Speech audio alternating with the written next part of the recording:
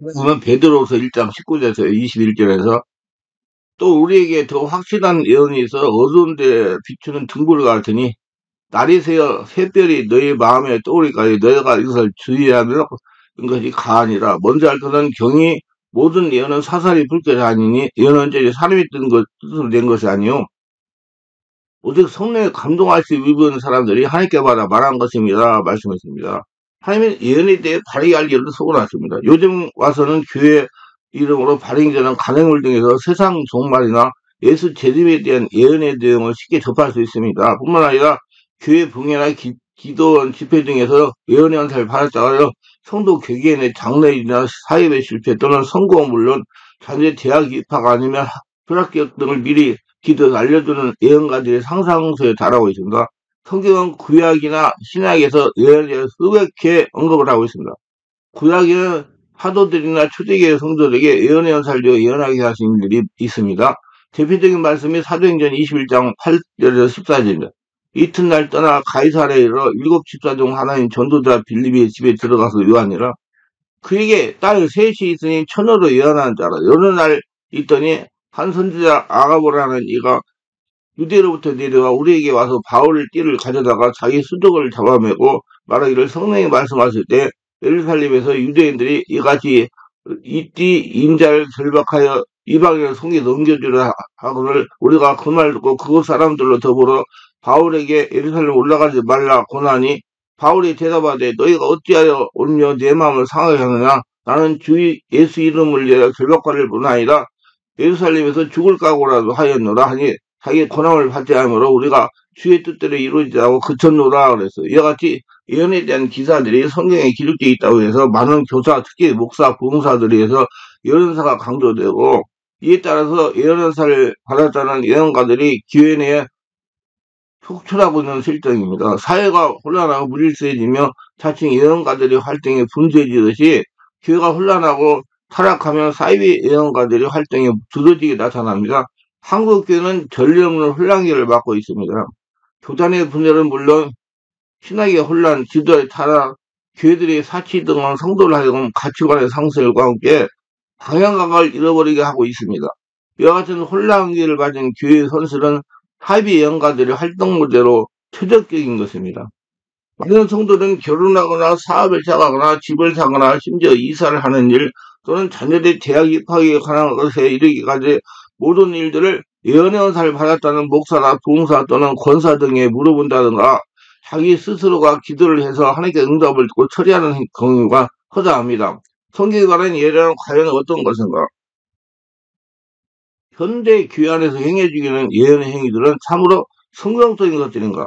성경이 말하는 예언의 은사는 지금도 주어지고 있는가라는 문제 등에 대한 해답을 위하여 근본적인 예언이란 무엇인가의 주제에 대한 해답을 하나님의 말씀은 성경에서 찾아보고자 합니다. 첫째, 예언이라는 말의 뜻입니다. 예언은 올바른 이해하기 위해서는 용어에 대한 정확한 것을 알아보는 것이 필요합니다. 성경에는 예언이라는 용어가 자주 사용되고 있는데 특히 구약에는 신약보다 더 많이 사용될 뿐만 아니라 그 내용 자체가 예언적 성격을 가지고 있는 부분이 많이 있습니다.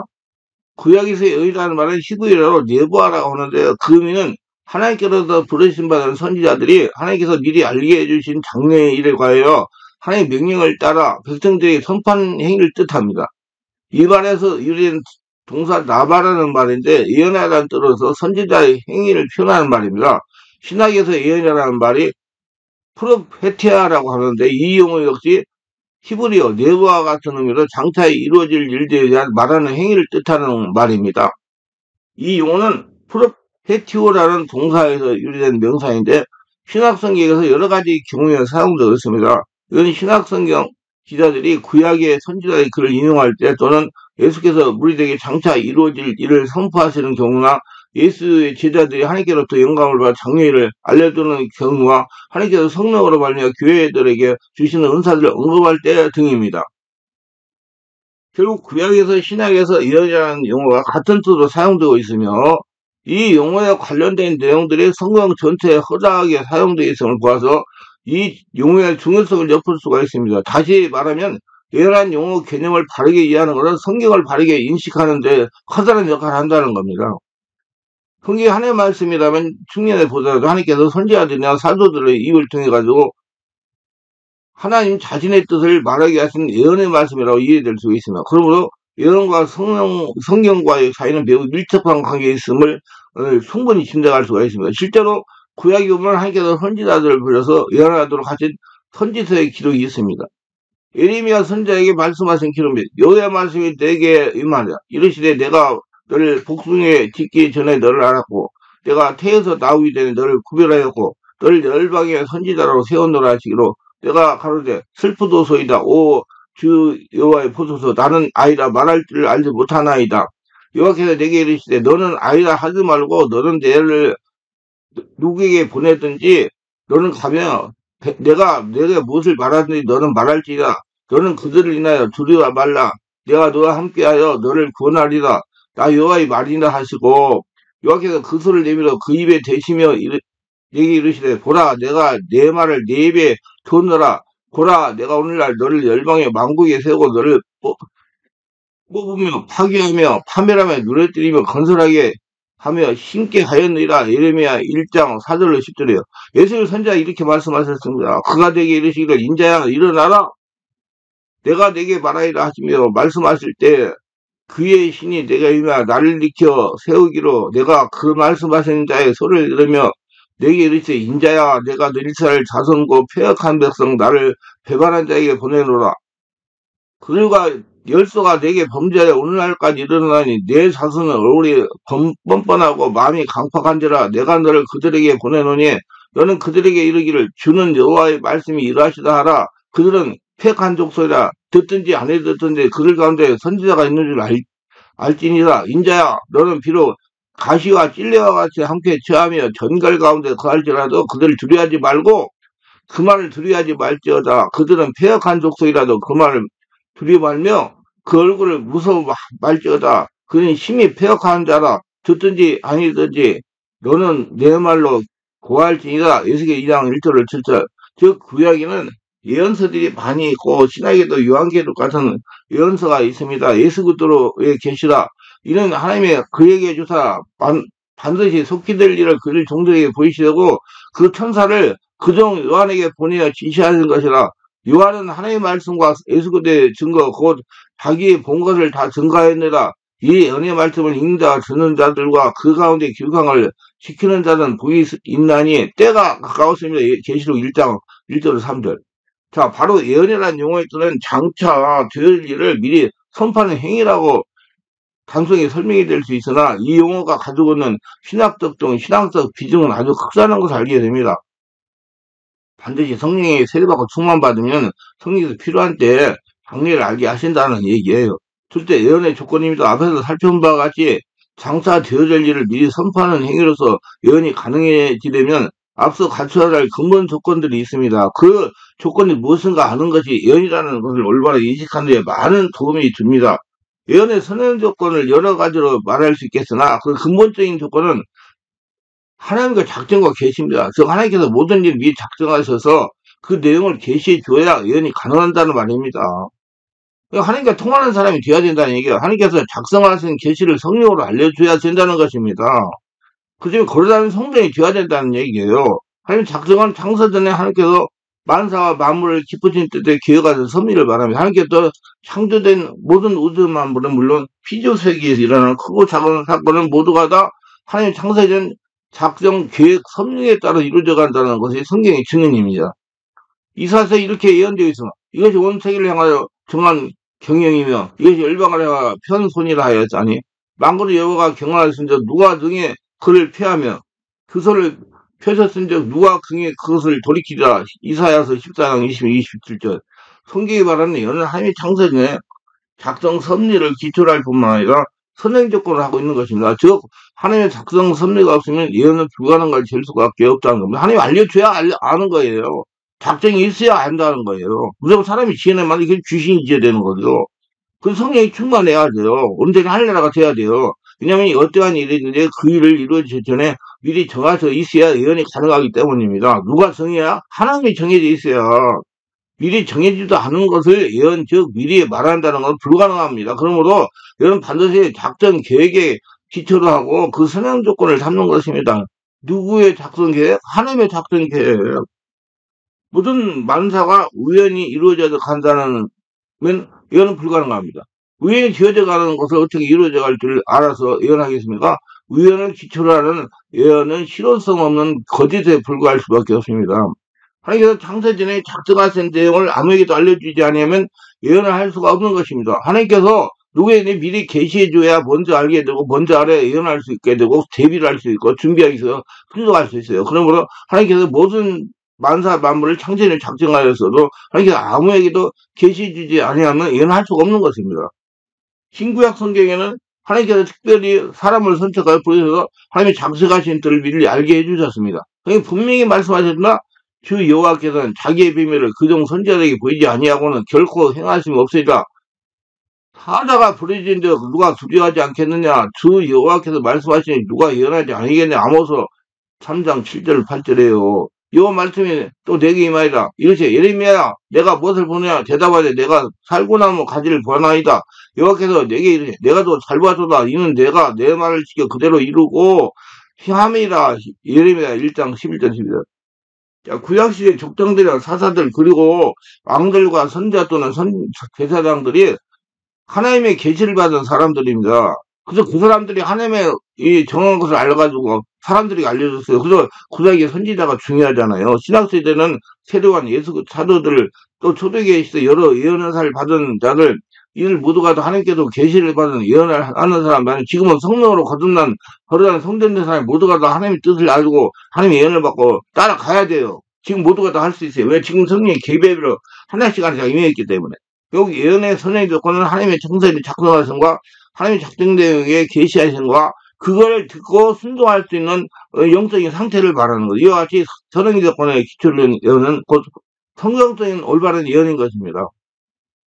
우리나라 기독교인들이 말하는 신령한 예언은 그것은 예언이라기보다 대언의 영이신 예수 그리스도의 영, 보혜사 성령께로부터 성도가 하나님께서 원하시는 영적인 수에 도달해 나가기 위해서 하나님의 말씀을 주시는 것으로서 때로는 예언적 형태를 취할 수도 있고 말씀을 내말아 주시기도 합니다. 그래서 자기를 하나님 나라 만들기 위해서 문제를 해결하면서 하나님의 살아계심을 체험하기 위해서 내 안에 하나님의 살아계심을 알게 하기 위해서 또 모든 양이 그 목자의 음성을 들을 수 있는 것입니다. 다 들어야 돼요. 그 사람이 영의 사람이에요.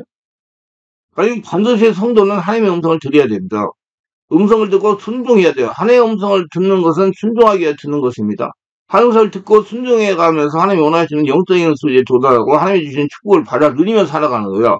그러기 위해서는 하나님의 음성을 듣고 순종하여 하나님께 원하시는 성품으로 변해야 되고 그 성품으로 변하는 것은 성령으로 세례받고 충만받고 성령의 지배 인도받고 성령의 말씀을 깨닫는 영의 사람이 되어야 돼요. 그래 성령이 확 와서 하늘나라를 만들죠. 우리가 주의할 것은 하나님의 말씀을 뒤로하고 다른 형태를 취하는 태도를 삼가야 됩니다. 하나님의 계시 음성은 이미 우리에게 주어진 기록된 말씀을 들리기 때문이다. 우리 성도는 모두가 다 하나님의 음성을 들을 수 있어야 되며 그 음성을 들려주시는 분은 성령 하나님의 역할이시오. 사용되는 말씀은 반드시 하나님의 말씀이 성경 말씀 안에 있어야 되는 것입니다. 그리고 하나님의 작정하신 것에 있어야 되는 겁니다. 참고로 알아야 될 것은 하나님께서 인간에게 주신 계시 속에는 특이한 나뉘어 몇 가지 형태의 계시가 있는데 특별 계시, 예수 그리스도 혹은 기록 문서 계시, 성경, 자연, 일반 계시로 나누어집니다. 간단히 요약해서 특별 계시는 예수 그리스도 자신이시고 문서 계시는 성경 말씀이었어요. 주전의 예수 그리스도의 핵심은 인간 구원입니다. 일반 계시는 자연 속에서 하나님의 뜻을 가르쳐주는 것입니다. 따라서 현 시대에 우리 성도는 성경을 다시 쓸 수 있는 특별 계시 혹은 문서 계시를 받을 수도 없고 또 받을 필요가 없습니다. 일반 계시도 자연 속에 찾으면 되기에 우리가 다시 재창조할 필요는 없습니다. 다만 영적인 사고 성능 충만하면서 영을 열어 자신 쪽에서 자연 속에서 역사하시는 하나님의 음성을 듣고 볼 수 있어야 됩니다. 따라서 우리 성도가 들을 수 있는 하나님의 음성이란 곧 성령님의 조명하여 특별 계시를 통해서 기록 계시를 통해서 혹은 일반 계시를 찾아지고 들려지는 수가 있으며 양으로서 목사의 음성을 분별할 수가 있는 차원으로 해석되어야 됩니다. 그러니까 성령 충만을 정말 성령으로 말씀을 깨닫고 하나님의 음성을 잘 들을 수 있도록 훈련되고 준비를 해야 돼요. 성도는 겸손한 마음으로 우리 손에 이미 들려지는 하나님 말씀인 성경을 많이 읽고 그 말씀을 순종하며 겸손하게 무릎을 꿇고 성령으로 기도하는 길이 하나님의 음성을 들을 수 있는 유일한 길입니다. 보혜사고 나에게 내 이름으로 보혜 성령 그가 너에게 말한 모든 것을 생각나게 하시리라. 요한복음 14장 26절. 따라서 하나님의 음성 듣는 것도 대언의 영으로 주시는 말씀도 반드시 하나님의 말씀으로 검증되어야만 되고 성령으로 충만한 상태에서 해야 되는 것입니다. 또한 반드시 선한 열매로 나타나는 보증의 역사가 나타나야 됩니다. 권면하면 아니야 덕을 속에서 대언회로 증거할 수 있으나 반드시 교회와 사람 개인에게 덕을 세우며 권면하면 아니하는 말씀이 되어야 됩니다. 합이 잘 된다든가 자녀가 학교 입학한다든지 내가 무엇을 해야 된다든지 결혼은 어떤지 등등 이런 위에 점치는 형식이 돼서는 결코 안 됩니다.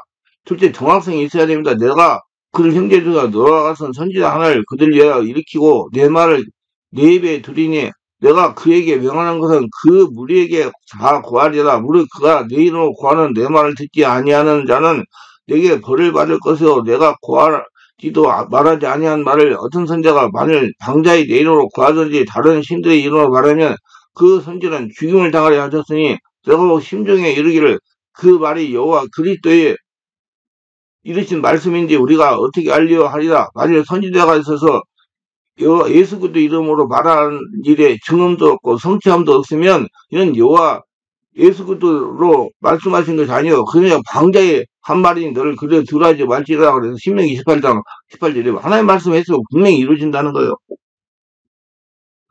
말씀을 들을 때 혹은 읽을 때 마음이 뜨거워지고 요동쳐야 됩니다. 저희가 서로 말하되 길에서 우리에게 말씀하시고 우리에게 성경을 풀어줄 때 우리 속에서 마음이 뜨겁지 아니하다 하고 누가복음 24장 32절. 두세 사람이 증인 검증이 돼야 됩니다. 만일 누가 반언으로 말하거든 두세 사람이 많아야 세 사람 차를 따라 하고 한 사람은 통역할 것이 고린도서 14장 27절. 검증이 돼야 돼요. 검증. 이게 귀신도 말을 해줄 수 있으니까 정말 중요한 겁니다. 예언을 말하는 말이 반드시 하나님의 말씀만 있어야 되면 예 말로 정확히 생각이 떠오르거나 입술에서 터져 나와야 된다. 성령께서 예수님 곧 하나님의 말씀을 생각하게 하시기 때문입니다. 요한복음 14장 26절에 보면 다른 애가 예언사 첫 말씀을 받았을 때에도 예언사를 받은 사람이면 그 말씀을 들을 때 같이 마음이 뜨거워져야 된다는 거예요. 자기가 동의할 수 있고 감동이 와야 된다는 거예요. 하나님의 말씀을 들려주실 때 항상 선한 말씀이 아니고 때로는 책망과 발의감을 환축하기도 하십니다. 모든 생각은 하나님의 감동으로 된 것으로 교훈과 책망과 발의감, 거기로 교회가 유익하니 이는 하나님의 사람 온전케 하며 모든 선한 일을 하기에 온전케 하며 함이라. 그래서 디모데서 3장 10절 책망도 하신다는 얘기예요. 고치라고 얘기도 해요. 풍만한교회에서는 매주 월화 금토에 온몸 집중 치유 기도 집회를 12시까지 진행합니다. 모두 다 와서 그런 은혜들을 받고 체험해가지고 온전히 한나라 성전돼가지고 하나님의 음성을 듣고 예언을 듣고 따라가서 하나님의 복을 받는 복된 자가 되시기 바랍니다. 기도합니다. 오늘도 저희 설교를 끝까지 시청하신 분들을 축복하소서. 구독, 좋아요, 알람 설정, 후원하신 분들을 축복하시고 성령을 해받고 성령 충만 받고 온전히 한나라 성전 되어가지고 하나님의 음성을 듣고 예언을 듣고 따라가면서 하나님의 복을 받으며 하나님이 내 안에 살아계시며 나를 인도한다를 깨닫게 하시고 축복 속에서 건강하게 하나님의 살아계심을 증명하는 복된 자를 다 되게 하셔서 예수님 이름으로 기도합니다. 아멘.